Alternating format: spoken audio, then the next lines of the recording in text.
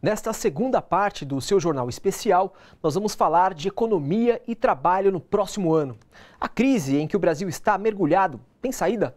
Eu vou conversar agora com o Guilherme Mello, professor de economia da Unicamp. Guilherme, seja bem-vindo aqui no seu jornal mais uma vez, né? Obrigado pelo convite. Guilherme, é possível fazer o Brasil retomar o crescimento com essa proposta neoliberal do Paulo Guedes? Crescimento é sempre um tema delicado de se tratar porque ele tem múltiplas determinações. É evidente que a proposta do Paulo Guedes e do novo governo, ela fracassou em várias ocasiões na tentativa de gerar crescimento, e não só no Brasil, em vários outros lugares do mundo.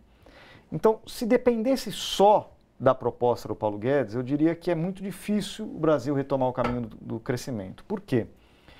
Porque o crescimento, ele depende necessariamente de que alguém faça o investimento primeiro. Que algum agente econômico, seja o consumidor, seja o empresário, seja o governo, seja os compradores externos, né, os nossos outros países que importem no Brasil, comprem os nossos produtos e aí reative o circuito da produção. Mas num cenário de baixo crescimento, alto desemprego, aumento da pobreza, incertezas internas e externas, na economia internacional também envolta em muitas incertezas, quem é que vai puxar o crescimento brasileiro? Quem é que vai tomar a iniciativa de falar, não, eu vou investir, eu vou apostar no Brasil? Entendeu? A aposta do Paulo Guedes, dos neoliberais em geral, é que o mercado financeiro e os empresários farão esse papel. O foco é no empresariado, né, Guilherme? O foco é no empresariado, garantir condições ainda melhores para o empresariado de rentabilidade, de lucratividade, para ver se assim ele investe mais, ele volta a contratar.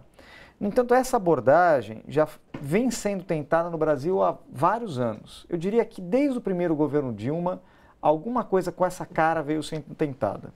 Primeiro governo Dilma, através das desonerações e do BNDES. Então, você cortava imposto para empresário e dava crédito barato com o BNDES. O resultado foi muito fraco, né? A economia desacelerou. Os empresários, ao invés de aumentar o investimento, eles aumentaram a sua rentabilidade, a sua lucratividade, né? E ficaram com esses lucros. Aí depois, no governo Dilma e principalmente no governo Temer, uma aposta muito grande de que se você fizesse o ajuste fiscal, a confiança empresarial voltaria e você conseguiria retomar o crescimento. Bem, você tentou fazer vários tipos de ajuste fiscal, primeiro com o Levy, um corte muito pesado em investimento público, em gastos públicos, depois com Temer, a emenda constitucional 95, né? Até se aprovou uma reforma trabalhista, porque esses eram os argumentos, que o problema eram as leis trabalhistas, e nada disso reativou a economia.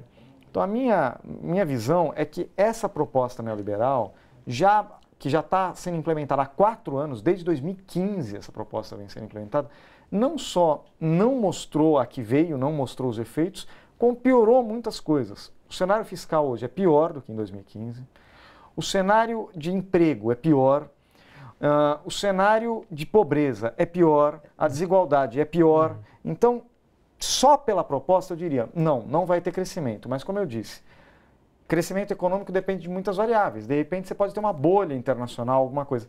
Mas isso não está no horizonte dos economistas hoje. Mas isso fortalece o empresário e enfraquece o lado do trabalhador, né, Guilherme? Pois é. Na sua opinião é assim? Na minha opinião é o seguinte, ele vende-se como uma ideia de fortalecimento do empresariado. No entanto, o resultado para o empresário também acaba sendo negativo. Você vai olhar os momentos em que o empresário estava melhores condições de investir, de ampliar, ganhar mercado. Eram nos momentos do presidente Lula, nos governos do presidente Lula, ainda no primeiro mandato da presidente Dilma.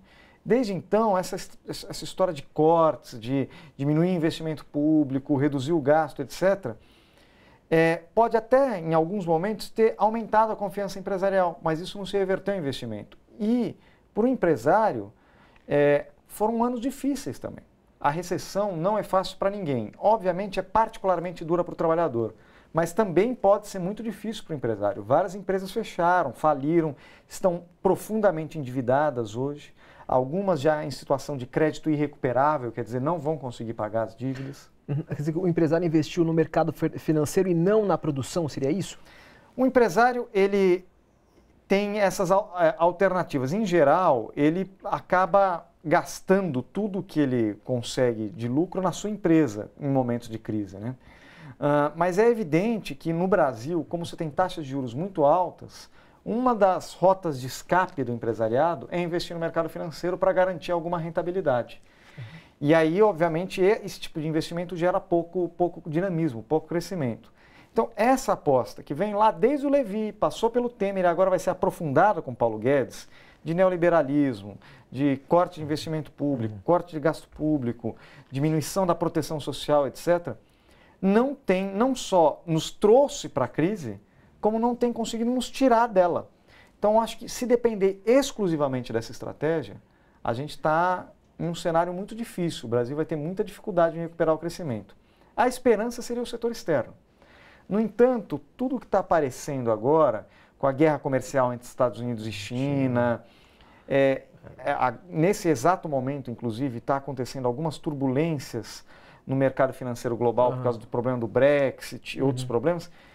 E tudo aponta para que, inclusive os relatórios do FMI, do Banco Mundial apontam para isso, uma desaceleração da economia global em 2019 e talvez até uma recessão em 2020 na economia global. Se isso se confirmar, o Brasil vai estar em uma grande dificuldade, porque vai estar em um momento de um governo neoliberal que se recusa a tomar medidas, para incentivar, investir, fazer obra pública, fazer o país voltar a crescer, ao mesmo tempo que o mundo não vai estar nos ajudando a crescer. Então, vai ter uma dificuldade em retomar o crescimento. Aí, né? Há um desencontro, na verdade, entre as políticas brasileiras.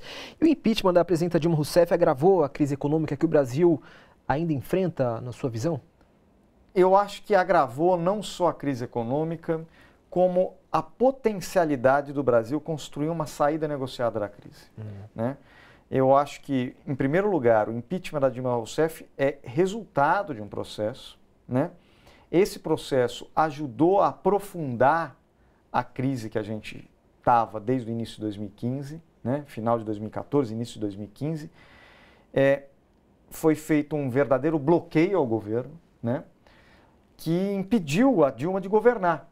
É verdade que a rota que a Dilma tinha escolhido naquele momento, ao meu ver, era equivocada, com o Levi era equivocada. Mas, diante do boicote, esse erro tomou uma dimensão enorme, porque o Brasil simplesmente paralisou. E o discurso era, quando a Dilma sair, tudo vai voltar ao normal, tudo vai melhorar, a confiança vai voltar. E a gente viu que não foi assim, né? Você tem aquela velha história de quando você entra num pântano, você sabe como você vai entrar, mas não sabe como vai sair, né? E é isso, a gente entrou num pântano que a gente não está descobrindo a saída. E a saída que estão nos vendendo é a mesma que venderam em 2015, em 2016, em 2017, em 2018. Na verdade, é cavar ainda mais o poço, né? A gente entrou, está no fundo do poço, e a saída, alguém entregou uma pá para a gente e falou, cava mais que você consegue sair. Geralmente, essa política não dá muito certo. E 2019 é uma surpresa ainda, né, Guilherme? Ou não? 2019 é uma incógnita, porque, como eu falei, a partir do momento do impeachment, você rompeu, não só aprofundou a crise econômica, como você gerou uma profunda ruptura do sistema político, né? O sistema político brasileiro está absolutamente esgarçado. Eu acho que, em parte, o Bolsonaro é uma resposta a isso, ao esgarçamento do sistema político, né? Mas é uma resposta que não traz nenhuma proposta de mudança efetiva, né?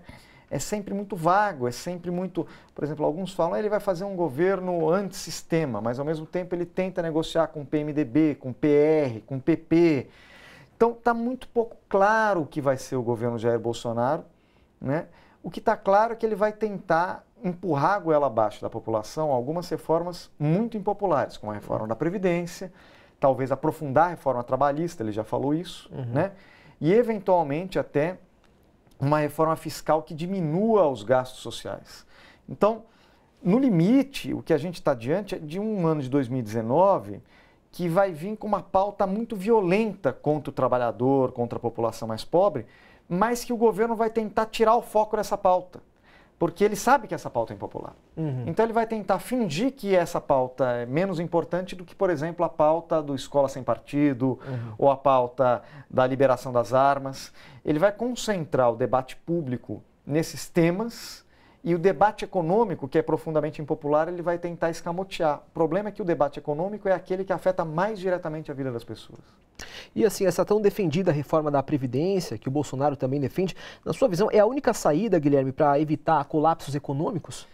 Tem outras saídas? Eu acho que tem outras saídas, mas mais do que isso, reforma é sempre uma palavra que pode ter uma conotação muito boa, né? Ah, vou reformar a minha casa, que coisa legal, né? Mas quem já fez reforma em casa sabe que não é fácil. Não é fácil e mais do que não ser fácil, pode acabar muito mal, né? Pode acabar pior do que começou, dependendo se você não planejar direito a coisa. Então tem reformas e reformas. Se você quiser falar em uma reforma da Previdência que casse os privilégios, né? Que ataque os privilégios que ainda persistem no regime previdenciário, porque o Lula fez reforma na Previdência, a Dilma fez tirando privilégios. Aí eu acho que está no caminho certo.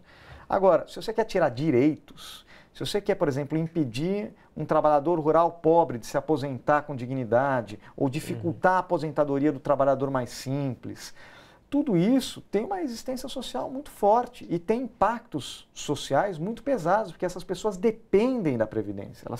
Várias famílias se sustentam porque uma ou duas pessoas daquela casa recebem uma aposentadoria, que é um salário mínimo, mas que dá conta de pagar as contas. Tem que dar conta, né? Exatamente.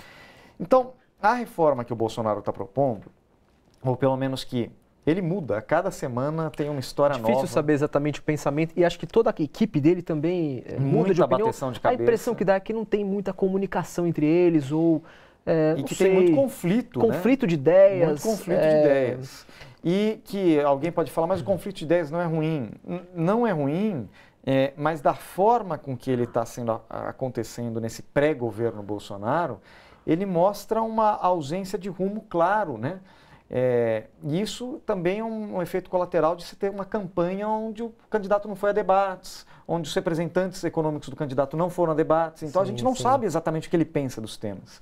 Mas o que ele está propondo, o que foi dito até hoje, é uma mudança no regime de previdência em que você vai sair de um regime que a gente chama regime de repartição, que é um regime de solidariedade, onde o trabalhador contribui, o empresário contribui, o governo contribui e os trabalhadores hoje ajudam a pagar a aposentadoria dos mais velhos. E quando esses trabalhadores ficarem mais velhos, os seus filhos vão ajudar a pagar a sua aposentadoria. Então tem uma solidariedade geracional e social, né? A gente vai mudar desse regime para o regime do cada um por si, né? Que é o regime, a chamada capitalização, onde cada um vai fazer a sua poupança. Só que tem um problema. Pobre não poupa, não tem dinheiro para poupar, porque ganha um salário mínimo, gasta tudo que ganha em comida, em aluguel. Como é que essas pessoas vão se aposentar? Vou dar um exemplo. No caso chileno, eles tentaram isso lá na época do Pinochet, um ídolo do Bolsonaro. Tentaram... Um dos, né? Um dos. Tentaram esse tipo de política. Agora estão precisando voltar atrás. Por quê? Porque a pobreza entre os idosos cresceu enormemente e a taxa de suicídio entre idosos cresceu, porque as pessoas ficam velhas, pobres, né?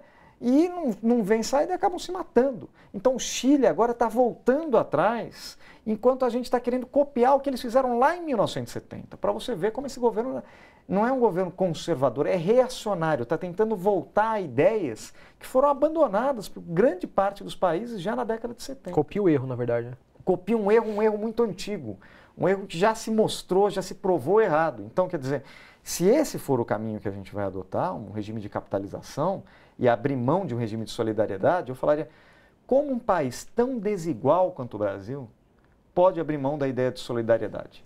Na verdade, quando você abre mão dessa ideia, você abre mão de qualquer pretensão a ter um país menos desigual, um país mais igualitário.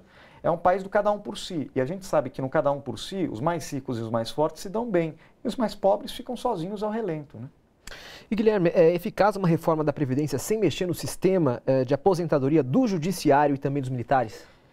Boa parte do déficit da Previdência do setor público está nesses poderes, né? Dos militares, 40% basicamente, e dos servidores do Judiciário e do Legislativo.